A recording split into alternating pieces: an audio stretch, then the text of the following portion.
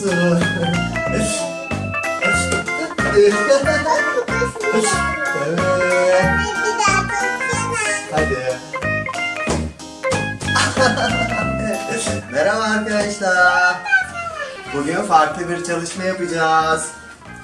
İstanbul'da oturan kardeşimin kedileri var. O kediler için bir kedi yuvası yapacağız. Oh. Evet. Yuvanın tabanı için şöyle kalın bir mukavva kullanacağım. Şöyle renkli bir keçe aldım. Bu kumaşla kaplayacağım.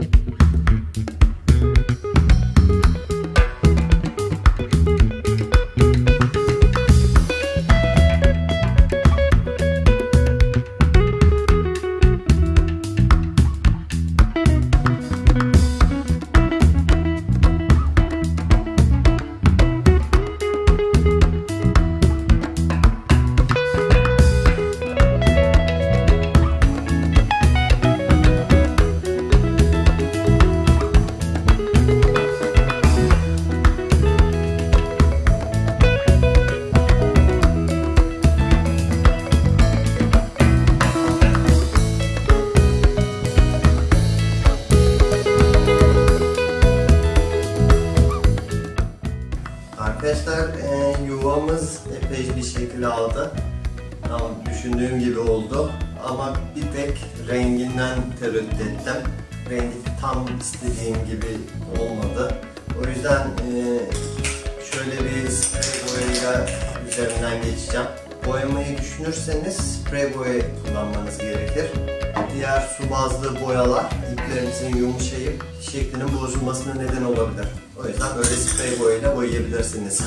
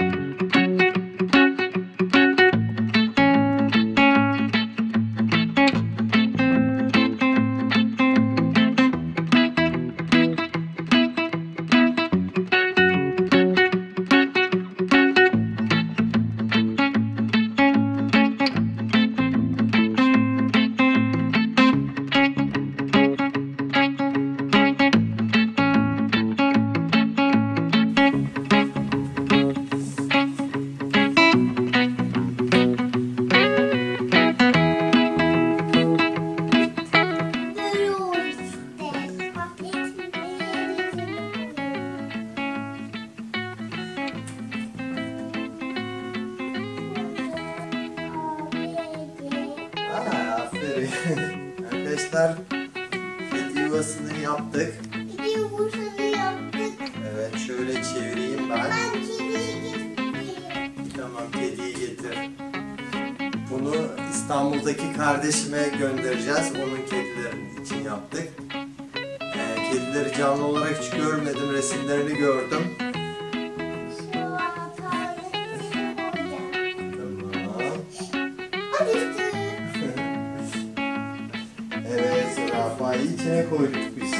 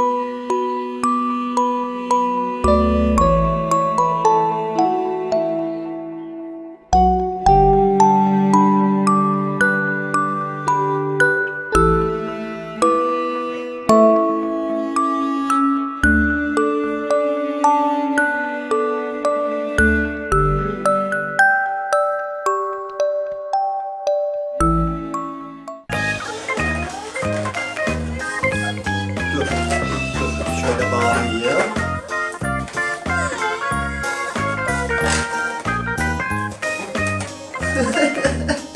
Niye ağlıyorsun? Bak, pembe. Bak kameraya bak kameradan ağlıyor.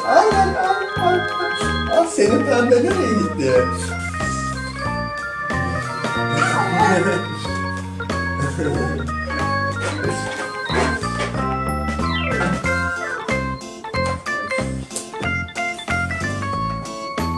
Dom dom dom dom dom dom dom dom dom dom dom dom dom.